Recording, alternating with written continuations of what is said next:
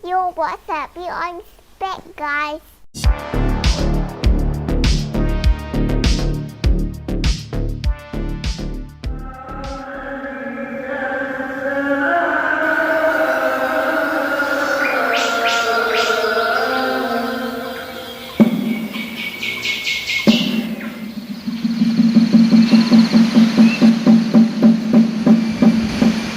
Dia tengok je lah. Dia kata macam inilah Don. Dia panggil mak palsu tu Don. Dia kata okey dah. Dia tak cakap okey lah masa tu. Macam ni dah. Dia try malam ni. Kalau boleh, dia kata Hamid ni bagi kat aku, kata dia. Kamu ni tak kasih bela anak jantan, kata dia. Pasal adik-beradik palsu semua perempuan. Mak Mikael yang nombor last, last perempuan lah. Last baru palsu. Jadi kamu ni tak rasi bela anak perempuan ni, aku rasa, kata dia kan. Okey. Tak apalah. Opah bidan tu dah.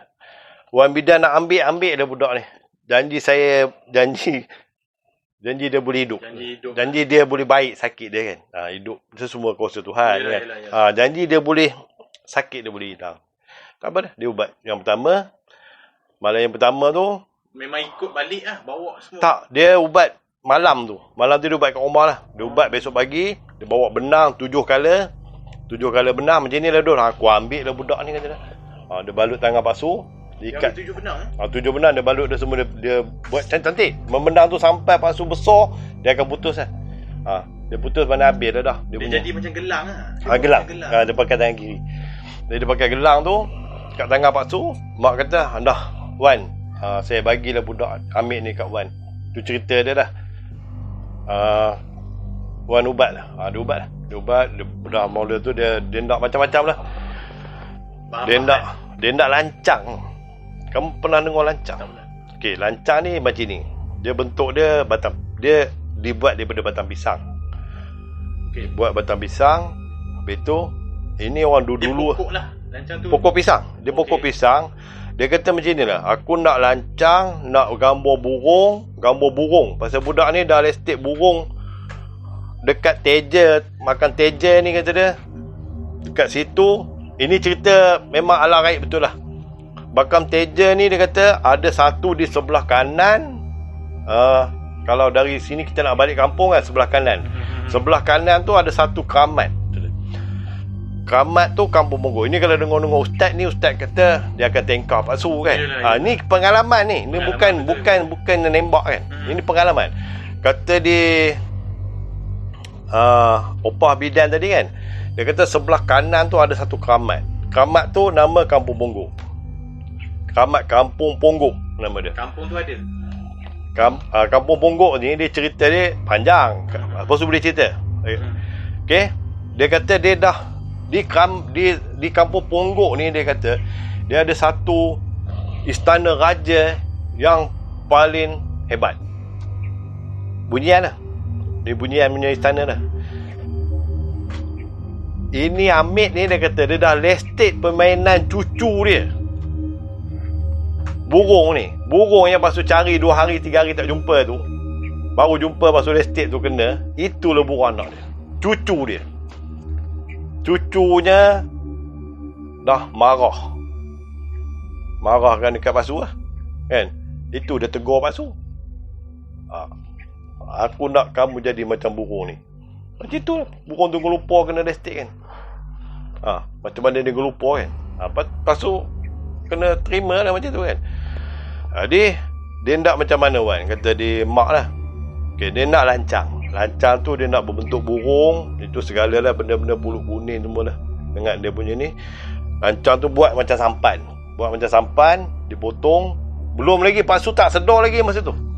Ini semua dia ceritakan balik lah. Dia cerita. Lepas tu bila dah sedar baru mak cerita kat palsu kan. Lepas tu palsu tak sedar. Lepas tu dia buat dah semua dah. Yang buatnya kakak Maksu. Dia buat lah. Dia tolong buatkan semua. Pasal buat lancang burung ni buat daripada daun kelapa muda yang buat ketupat tu dah. Buat dia pandai lah buat bentuk burung, gayut, cocok. Ada dekat 7-8. Besar mana tu Pak Su? Besar. Buat semua tu lah. Burung ni kalau dibuat dengan daun kelapa ni, dia jadi macam burung Betul lah. cak romah ni. Macam cak romah ni, burung tu dicacak kat lancang ni. Lancang ni dia berbentuk kapal, bentuk kancing kapal. Lancang Dia- besar dia ada besar. Besar batang pisang lah. Kecil je lah. Batang pisang ni dia buat tengah, dia belah. Cacak ni. Cacak tu hanyut kat sungai.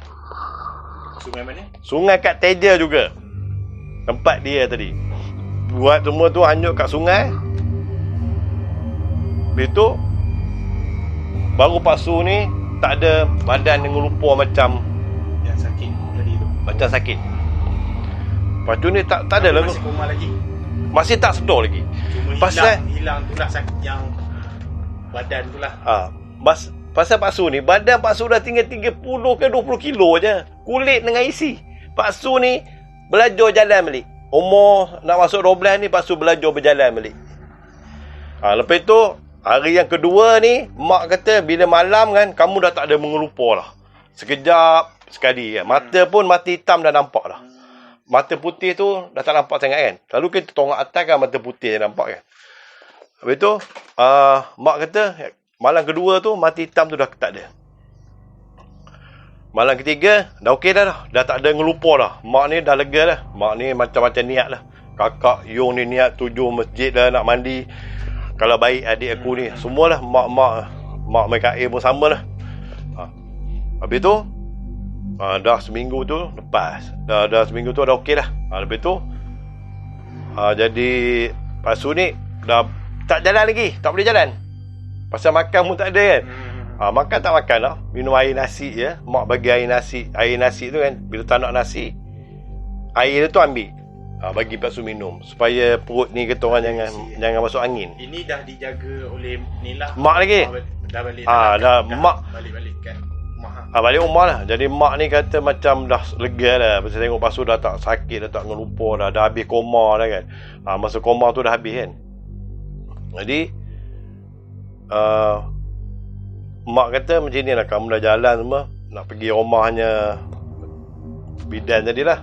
Lepas tu duduk dah sana sekejap, tak sampai Gelang dah. ada lagi masa tu. Oh, gelang ni lama. Sampai Pak Su nak bekerja dekat Ipoh lah, baru dia tercabut sendiri kan. Dah jadi colour tu pun dah pudar lah kan. Maksudnya lepas hanyutkan tadi tu dekat sungai Lepas hanyut tu hari kedua tu, dia nak macam tu syarat dia. Pasal dia ni, dia kata dia akan tawar-menawar lagi dengan alam tu. dengan alam raib tu lah, dengan tawar-menawar lagi dengan raja tu. Dia kata cucu ni macam anak cucu raja dah. Cucu kerabat depa lah. Kerabat raja bunyian lah. Maksudnya lepas hanyut tu okey dah lah. Lepas hanyut tu, hari ketiga dah tak ada lah Pak Su ni ngelupa. Dah tak ada lah Pak Su ni macam tu kan. Macam bila tidur, pasal masuk kalau kat hospital, arwah apa kata, tangan Pak Su dengan kaki ikat. Dekat katil tu besi tu. Dia pasal dia terangkat je. Pak Su ni pasal hospital dia peterak kan, baring atas air semua. Pasal dia kata dia suspek demam panas. Itu je kan. Kalau hospital. Habis tu dah malam keempat tu, malam ketiga tu kan, barulah Pak Su dah tak ada dah ngelupa kan. Mak pun dah sapu air dah okey kan. Jadi mak rasa lega dah. Mak kata kalau kamu boleh jalan, kamu boleh pergi duduk rumah. Mak tak bela kamu. Jadi Pak Su terasa lah kan. Pasal apa mak tak nak bela Pak Su? Dia cerita balik lah. Cerita tu tak apalah, kamu duduklah situ. Duduklah sekejap. Dalam seminggu 2 minggu kan. 7 masjid hari Jumaat, mandi air kolam masjid. Jujur Pak Su belum lagi sihat betul lagi. Tengah jalan pun macam nak jatuh tak jatuh kan. Pasal Pak Su sejam baru belajar berjalan balik. Badan pun baru nak ada semangat kan. 7 air masjid. 7 masjid air kolah. Dulu masjid pakai kolah, dia tak ada pakai baik kan. Jadi pas setiap jemaat lah 7 kali, 2 kadang-kadang 2 jemaat je boleh pergi kan. Carilah masjid yang mana ada kolah. Jadi dah habis semua niat dia. Mak apa, Pak Su dah habis semua, dah selesai mandi 7 masjid tu. Mak pun kata, "Mat," dia siapkan dengan Pak Su punya barang-barang. "Mat, kamu pergilah rumah mak angkat kamu tadi, duduk sana." Mak hantar lah. Opah hantar lah. Pergi rumah. Pak Su pun menangis lah. Pasal apa opah ni? Tak jauh sangat daripada rumah. Dekat je, lebih kurang dari sini. Sekampung lah. Sekampung je, dekat. Tak jauh lah dekat. Habis tu Lepas tu dia duduk dengan dia. Tapi dia memang warak lah. Memang lah. Orangnya warak. Dia zikir macam arwah lah. Arwah kan zikir je tersebih dekat tangan dia kan. Nak tidur. Lepas tu duduk dengan dia. Dia masak ni semua. Hidupnya seorang lah. Hidup seorang. Dia ada seorang anak lelaki tapi tak duduk dengan dia. Lepas tu dia dah kerja kat Ipoh kan. Dia duduk makan. Ada satu orang lagi. Anak dia macam OKU sikit. Perempuan. Tapi dia tu jam ada lagi duduk dengan Pak Su. Dia dah masak semua. Opah bidan ni ke masak semua, dah makan lah semua. Dia adik dia lah, dia timah Pak Su lah kan. Pak Su kecil 11 tahun kan. Masa tu Pak Su semakin pulih lah. Dah pulih lah. Bagi makan ini, makan itulah. Habis tu dah sampai dekat macam kat sebulan kan. Lepas tu tak tengok mak datang lah. Mak datang kejap. Datang rumah dia lah. Mak kan jaga Pak Su lama sakit kan. Mak macam rindu datang lah kan. Ini Melawat lah. Melawat. Dia nak tunggu sekat yang bidan dia cakap kamu pergi balik. Nak tunggu itu je. Dia tak beritahu berapa hari duduk dia tak tahu. Macam ni lah. Amin, kamu nak balik ke? Nak balik besok? Nak balik lah. Boleh balik ke? Kata mak nak bela. Tak ada.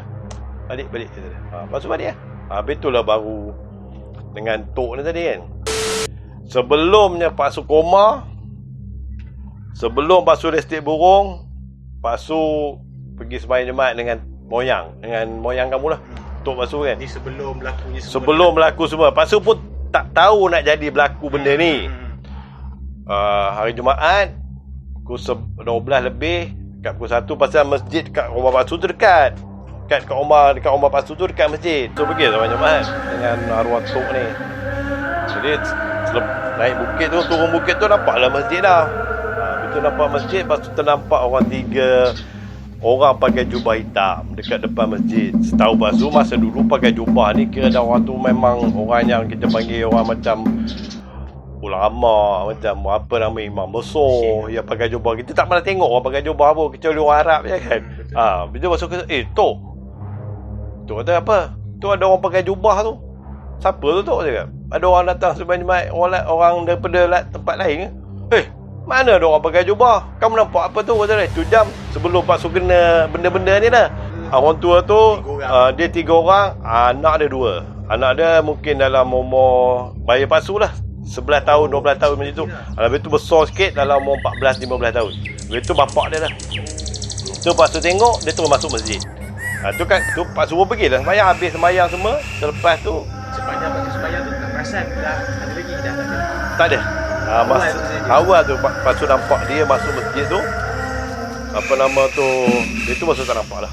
Lepas tu masuk dah semua habis sembahyang, masuk tu dah habis sembahyang balik. Pak Su pun pening tu kan. Pasal apa dekat? Pasal siapa je sembahyang masjid? Pasal tu kampung, kita orang luar datang kita tahu. Betul. Zaman dulu. Kan? Rupanya yang bidan ni cerita itulah orang yang mengubat Pak Su tadi. Yang sepanjang Pak Su koma, sebab Pak Su sedar, dialah yang ulang kan. Di rumah tu. Pasal rumah dekat masjid kan. Orang yang itulah. Pasal yang berjubah ni yang dia bukan orang moyang. Dia bukan moyang pun tak tahu. Moyang tak kenal. Pasal moyang ni lain-lain. Dia dengan Sumatera, daripada Jawa, semua geng. So yang berjubah ni daripada kampung tu juga.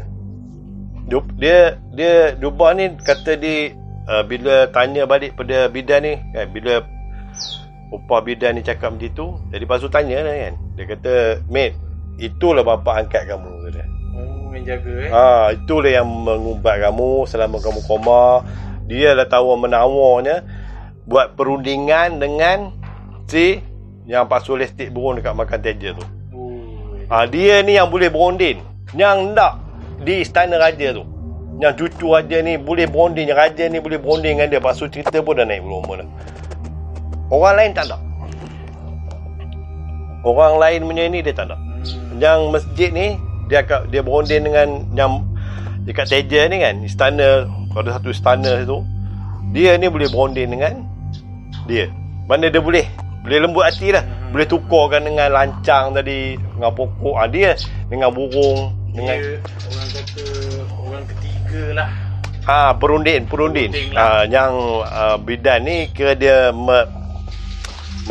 Tukang ubat lah. tukang dia menjalankan aja kerja-kerja ni kan. Jadi yang berunding dengan dia itulah Tadi tu, yang berjubah tadi. Pasu pun tak tahu. Rupanya sebelum Pasu kena tu, Pasu dah tengok dah siapa yang berunding. Yang jaga bakso. Dia khabar mate dekat masjid ni lah dia duduk. Pengalamannya itulah. Jadi ketentuannya Allah Ta'ala yang menentukan. Kita cuma menjalankan hidup, merancang. Itu je dah segala-galanya kan.